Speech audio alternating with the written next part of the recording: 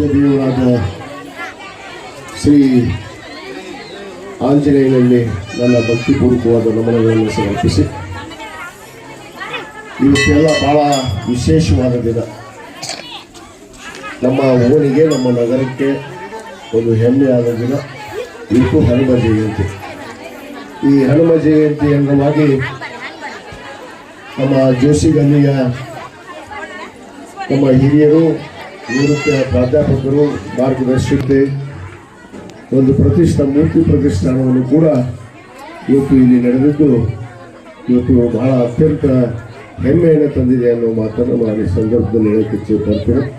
ಈ ಹನುಮ ಜಯಂತಿ ಅಂಗವಾಗಿ ಇವತ್ತು ಈ ವಿಶೇಷವಾದ ಒಂದು ಕಾರ್ಯಕ್ರಮದಲ್ಲಿ ನನಗೂ ಕೂಡ ಈ ಒಂದು ಮೆರವಣಿಗೆಯಲ್ಲಿ ನನಗೆ ಕೂಡ ಏನು ಮೂರ್ತಿಯನ್ನು ನಾವು ಮೆರವಣಿಗೆ ಮುಖಾಂತರ ನಾವು ಇಲ್ಲಿ ಏನು ಬರಮಾಡಿಕೊಂಡ್ವಿ, ತಾವೆಲ್ಲರೂ ಕೂಡ ನಮ್ಮನ್ನು ಈ ಕಾರ್ಯಕ್ರಮದಲ್ಲಿ ಭಾಗವಹಿಸಲಿಕ್ಕೆ ಅವಕಾಶ ಮಾಡಿಕೊಟ್ಟಿರುವಂಥ ನನ್ನ ಸಮಸ್ತ ನನ್ನ ಓಣಿಯ ನನ್ನ ದೋಸಿಗಲ್ಲಿಯ ಎಲ್ಲ ಗುರು ಹಿರಿಯರಿಗೆ, ತಾಯಂದರಿಗೆ, ಯುವ ಮಿತ್ರರಿಗೆ ಎಲ್ಲರಿಗೂ ಕೂಡ ಧನ್ಯವಾದಗಳನ್ನು ಹೇಳ್ತಾ ಈ ಕಾರ್ಯಕ್ರಮ ಬಹಳ ಯಶಸ್ವಿಯಾಗಿ ನಡೀಲಿ. ಆ ಭಗವಂತ ಶ್ರೀರಾಮಚಂದ್ರ ನಮಗೆಲ್ಲರಿಗೂ ದಾರಿದೀಪವಾಗಿ, ಯಾಕಂದರೆ ಶ್ರೀರಾಮಚಂದ್ರ ಅಂದರೆ ನಮಗೊಂದು ಶಕ್ತಿ ಇದ್ದಂತೆ.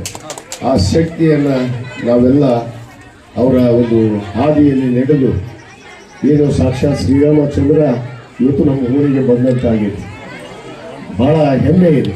ಅದಕ್ಕೆ ಇವತ್ತು ಅದರ ನೇತೃತ್ವವನ್ನು ನಮ್ಮ ಗುರುಗಳು, ಕುಲಕರ್ಣಿ ಗುರುಗಳು, ನಮ್ಮ ಭೋಜಪ್ಪಣ್ಣ ಎಲ್ಲರೂ ಕೂಡ ಜವಾಬ್ದಾರಿಯನ್ನು ತೆಗೆದುಕೊಂಡು ನೆರವೇರಿಸಿದ್ದಾರೆ.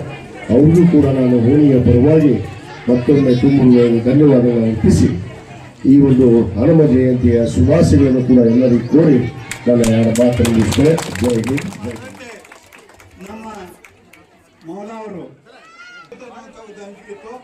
ಮೌಲಾವರು ಇದೆಲ್ಲ ಸ್ವಚ್ಛತೆ ಮಾಡ್ತಾರೆ, ಲೆವೆಲ್ ಮಾಡಿಸೋದು ಮತ್ತು ಎಲ್ಲ ಹಾರಿಸ್ತಾ ಇದ್ದೇನೆ.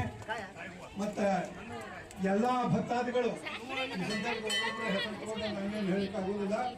ಈ ಕಾರ್ಯಕ್ರಮ ವಿಜಯಾನಂದ ಅವರಿಗೆ ನಾವು ಬಹಳ ಋಣಿಯಾಗಿದ್ದೇವೆ. ಪಾಲ್ಗೊಂಡು ಇಲ್ಲಿಯವರೆಗೆ ಬಂದು ಹನುಮಪ್ಪನ ದರ್ಶನವನ್ನು ಮಾಡಿಕೊಂಡಿದ್ದಾರೆ. ರಾಮಲಕ್ಷ್ಮಣ ಸೀತಾ ಅವರಿಗೆ ಹಾರವನ್ನು ಹಾಕಿ ತಮ್ಮ ಭಕ್ತಿಯನ್ನು ಕೂಡ ಅವರು ನಮಗೆ ಅಭಿವ್ಯಕ್ತಪಡಿಸಿದ್ದಾರೆ. ಅವರಿಗೆ ನಾವು ಸತ್ಕಾರ ಮಾಡಿ ಕಳಿಸುತ್ತಿದ್ದೇವೆ. ಅಲ್ಲೇ ಎಲ್ಲೋ ಅವರು ಅರ್ಜೆಂಟ್ ಹೋಗೋದಿದೆ ಅಂತ ಹೇಳ್ಕೊಂಡು ಹೇಳಿದರು. ಹೀಗಾಗಿ ನಮ್ಮ ಭಾಗದ ಅವರಿಗೆ ಮಿನಿಸ್ಟರ್ ಅಂತ ಹೇಳ್ಕೊಂಡು ನಾನು ಕರೀತೇನೆ. ಅವರಿಗೆ